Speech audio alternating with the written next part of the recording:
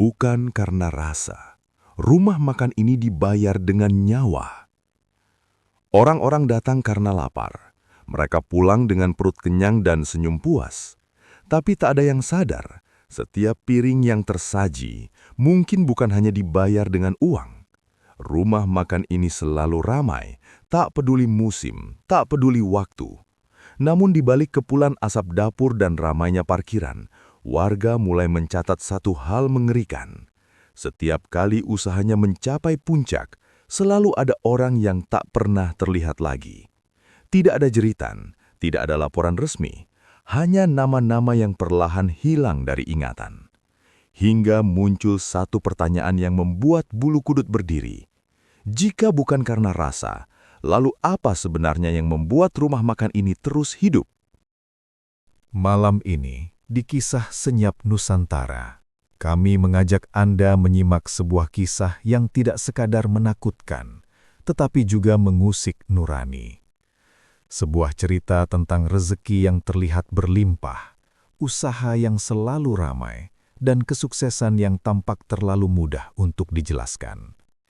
Di balik lampu terang sebuah rumah makan, ada bisik-bisik warga, ada keheningan yang ganjil, dan ada pertanyaan yang selama ini dipendam. Apakah semua keberhasilan selalu lahir dari kerja keras, atau ada harga lain yang harus dibayar? Sebelum kita masuk lebih jauh ke dalam kisah ini, mari kita tenangkan hati sejenak.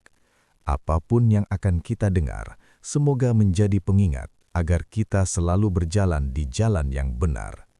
Mari kita awali dengan bersolawat kepada junjungan kita, Nabi Muhammad SAW, agar kisah ini membawa hikmah, bukan sekadar rasa takut. Allahumma salli ala Sayyidina Muhammad wa ala ali Sayyidina Muhammad. Jika Anda merasa kisah-kisah seperti ini penting untuk direnungkan, dukung Kisah Senyap Nusantara dengan menekan tombol like, menuliskan komentar yang beradab, dan subscribe agar kami bisa terus menghadirkan cerita-cerita sunyi dari berbagai sudut Nusantara. Sekarang, mari kita mulai dan dengarkan dengan hati yang waspada. Laris yang terlalu sempurna. Jika sebuah usaha selalu ramai tanpa alasan yang jelas, biasanya bukan keberuntungan yang sedang bekerja. Rumah makan itu berdiri di pinggir jalur lintas, tidak terlalu besar, tidak pula mencolok. Plangnya sederhana, menunya biasa saja. Namun sejak hari pertama dibuka, sesuatu terasa janggal. Parkiran hampir tak pernah kosong. Pagi, siang, bahkan larut malam, selalu ada kendaraan berhenti. Sopir-sopir yang awalnya hanya singgah sekali, entah mengapa selalu kembali. Warga sekitar mulai memperhatikan, usaha lain yang lebih dulu berdiri justru meredup, sementara rumah makan ini terus hidup, stabil, dan seolah kebal dari sepinya hari. Tidak ada promosi besar, tidak ada diskon, namun pelanggan datang seperti sudah diarahkan. Pemiliknya dikenal pendiam, jarang berbincang, jarang tersenyum, dan hampir tidak pernah ikut kegiatan warga. Setiap malam, rumah makan selalu tutup di jam yang sama, tidak pernah lewat tengah malam.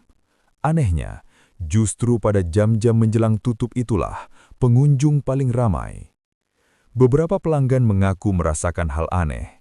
Makanan terasa biasa saja, namun ada dorongan untuk kembali. Seperti ada sesuatu yang memanggil. Tidak sedikit yang berkata, mereka merasa tidak enak badan jika terlalu lama berada di sana, namun anehnya tetap ingin duduk lebih lama. Bukan rasa yang membuat mereka kembali, melainkan sesuatu yang tak bisa dijelaskan. Warga tua mulai mengingatkan, dalam kepercayaan lama, usaha yang terlalu cepat naik, terlalu stabil, dan terlalu mudah, seringkali tidak berdiri sendirian. Apalagi jika lokasinya berada di jalur sepi dan dekat area yang sejak dulu dikenal angker. Bisik-bisik mulai terdengar tentang ritual tertentu, tentang malam-malam khusus, tentang orang-orang asing yang terakhir kali terlihat duduk di bangku paling pojok, lalu tak pernah terlihat lagi di kampung itu. Namun semua masih sebatas dugaan, belum ada yang berani bicara lantang, karena satu hal yang pasti, selama rumah makan itu terus ramai, tak ada yang ingin menjadi orang pertama yang membuka rahasia di balik dapurnya. Karena di tempat itu, rezeki memang mengalir, tapi tak semua pulang membawa pulang dirinya sendiri. Nama-nama yang tak pernah dipanggil lagi. Awalnya, warga mengira semua hanya kebetulan. Orang hilang memang bisa terjadi di mana saja. Tapi ketika satu nama disusul nama lain dan semuanya memiliki satu titik terakhir yang sama, kecurigaan tak lagi bisa dibungkam. Seorang pengamen jalanan dilaporkan tak kembali ke kontrakannya. Terakhir terlihat duduk di bangku panjang rumah makan itu, memesan teh hangat dan berbincang singkat dengan seseorang dari dalam. Beberapa minggu kemudian, seorang kuli bongkar muat yang biasa tidur di musola dekat jalan lintas juga menghilang. Warga ingat betul, malam sebelumnya ia makan sendirian di sana. Yang membuat bulu kudut berdiri, tidak ada tanda kekerasan, tidak ada teriakan, tidak ada laporan perkelahian. Seolah orang-orang itu hanya lenyap. Mereka datang sendiri, duduk sendiri, dan menghilang tanpa pernah dipaksa. Pola mulai terlihat. Yang hilang selalu orang-orang yang tidak banyak dicari. Pendatang, pekerja lepas, musafir, orang-orang yang jika menghilang hanya sedikit yang bertanya. Rumah makan itu menjadi titik persinggahan terakhir mereka. Beberapa warga mengaku melihat hal ganjil. Pada malam-malam tertentu, ada tamu yang tidak tercatat, tidak membayar, namun dipersilahkan duduk di meja paling belakang. Lampu dapur sering padam lebih cepat, menyisakan satu ruangan yang tetap menyala redup. Ketika ditanya, pemilik rumah makan selalu menjawab singkat, "Sudah pulang." Padahal tidak ada yang melihat mereka keluar. Anak-anak dilarang mendekat ke area belakang, bahkan karyawan pun tidak diperbolehkan masuk ke satu ruangan tertentu. Alasannya selalu sama, gudang. Namun warga tahu, gudang itu tidak pernah dibuka saat siang. Dan pada malam tertentu, terdengar suara langkah, padahal rumah makan sudah tutup. Sejak saat itu, warga mulai bertanya, apakah rumah makan ini hanya menjual makanan atau juga menyediakan bayaran? Dapur yang tidak pernah sepi. Ada tempat di rumah makan itu yang tidak pernah benar-benar kosong, bahkan saat semua orang pulang. Cerita mulai berubah ketika satu orang akhirnya berani bicara. Ia bukan warga sekitar, bukan pula pelanggan. Ia adalah mantan pekerja dapur yang hanya bertahan beberapa bulan. Wajahnya pucat setiap kali rumah makan itu disebut. Tangannya menggemetar, suaranya pelan, seolah takut didengar sesuatu yang tak terlihat. Ia mengaku sering mendapat tugas aneh. Setiap malam Jumat, setelah jam tutup, ia diminta menyiapkan sisa makanan tertentu. Bukan untuk dibuang ke tempat sampah, melainkan dibungkus rapi dan dibawa ke ruangan belakang. Ruangan yang selalu terkunci dan hanya dibuka oleh pemilik. Yang membuatnya merinding, ruangan itu tidak berbau seperti gudang. Tidak ada aroma bahan makanan, tidak ada tikus, tidak ada debu. Justru terasa hangat meski malam dingin. Lampunya redup dan lantainya selalu bersih, terlalu bersih. Bukan dapur yang ia takuti, melainkan apa yang menunggu di balik pintu itu. Suatu malam, ia terlambat keluar. Dari balik pintu dapur, ia mendengar suara seperti orang mengunyah. Bukan suara manusia, bukan pula hewan. Perlahan, teratur, seolah menikmati sesuatu. Ketika ia mengintip, pintu ruangan belakang terbuka sedikit. Tidak ada orang di sana, hanya meja kecil, sesajen, dan bekas makanan yang sudah tidak utuh bentuknya. Pemilik berdiri membelakanginya, tidak marah, tidak menegur, hanya berkata pelan, "Kalau mau kerja lama di sini, jangan lihat dan jangan tanya." Sejak malam itu, pekerja dapur sering merasakan kehadiran lain. Bayangan lewat di sudut mata, suara kursi bergeser sendiri, dan yang paling mengganggu, bau anyir yang muncul tiba-tiba, lalu hilang saat lampu dinyalakan. Ia memilih pergi tanpa pamit. Gajinya tidak diambil, barang-barangnya ditinggalkan, karena baginya satu hal sudah cukup jelas. Rumah makan itu tidak bekerja sendirian. Dan jika dapur terus menyala tanpa alasan, mungkin ada yang ikut makan di sana. Tumbal tidak selalu diambil dengan paksa. Kadang ia hanya dipanggil. Cerita tentang rumah makan itu akhirnya sampai ke telinga orang-orang tua kampung. Mereka yang masih memegang kepercayaan lama mulai mengaitkan semua kejadian dengan satu istilah yang jarang diucapkan terang-terangan: tebar tumbal. Sebuah praktek pesugihan yang tidak mengorbankan orang terdekat, melainkan mengundang korban agar datang dengan sendirinya. Menurut mereka, lokasi rumah makan itu memang berada di jalur lintasan energi lama. Sejak dulu, tempat itu dikenal sebagai area singgah, bukan hanya bagi manusia, tetapi juga bagi sesuatu yang tidak terlihat. Jika seseorang membuat perjanjian di sana, maka yang diminta bukan darah, melainkan keberlangsungan, laris, aman, dan tidak diganggu. Korban tidak diculik, mereka cukup berada di tempat yang salah, di waktu yang salah. Pola kembali menguat.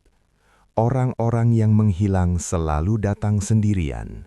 Tidak ada keluarga yang menunggu. Tidak ada yang akan segera mencari. Mereka makan, duduk agak lama, lalu berpindah ke meja belakang. Setelah itu, tak pernah terlihat keluar. Beberapa warga mengaku melihat tamu tersebut berdiri seolah kebingungan, seperti mendengar panggilan dari arah dapur. Langkahnya pelan, wajahnya kosong. Bukan seperti orang dipaksa, melainkan seperti orang yang mengikuti sesuatu. Malam Jumat Kliwon disebut-sebut sebagai waktu paling ramai, meski dari luar tampak biasa saja. Pada malam itu, rumah makan selalu mencatat omset tertinggi. Anehnya, keesokan harinya selalu ada kabar orang tak kembali ke tempat tinggalnya. Tidak ada bukti hukum. Tidak ada laporan resmi yang bisa mengaitkan rumah makan itu dengan kejahatan apapun. Semua berjalan rapi, terlalu rapi, seolah ada sistem yang menjaga agar semuanya tetap sunyi. Dan selama tidak ada yang berani bicara, tumbal akan terus datang, satu persatu. Rumah makan yang tak pernah benar-benar tutup. Usaha itu memang berhenti, tapi sesuatu di sana masih menunggu. Tidak ada pengumuman, tidak ada penutupan resmi. Suatu pagi, warga hanya mendapati pintu rumah makan itu terkunci rapat. Plang diturunkan, parkiran kosong, pemiliknya menghilang tanpa pamit.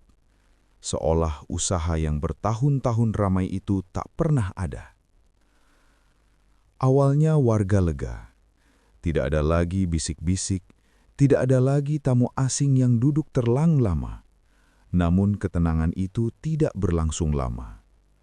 Malam-malam tertentu, lampu di bagian dapur terlihat menyala sendiri.